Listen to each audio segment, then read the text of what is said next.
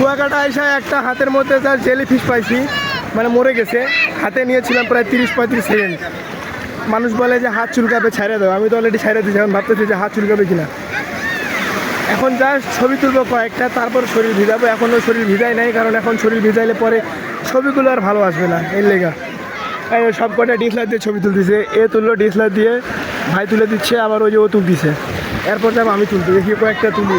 তারপর ডিএসএলআর দিয়ে পিকগুলো আর ফোনের পিকগুলো দুটো দেখাবো আপনাদেরকে। আপনারা শুধু বললেন যে কোনটা পিক ভালো হয়, বাট আমি 100% শিওর ক্যামেরা তো ক্যামেরার পিক ক্যামেরাতে ভালো আসবে।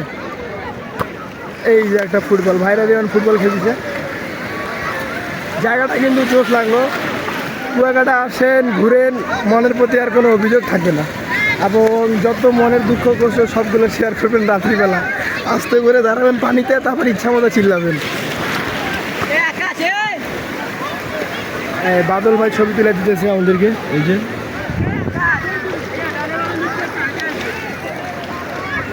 জোস, কেমন ছবি তুললি? Camera from camera, phone plus phone, দুইটার মধ্যে ডিফারেন্ট। 20 টাকা ভিড়ে যাবো, আর সেটা ভালো কিছু খেয়ে নিই। তুই খানা, আমি 20 টাকার কিছু খেয়ে দাঁড়া।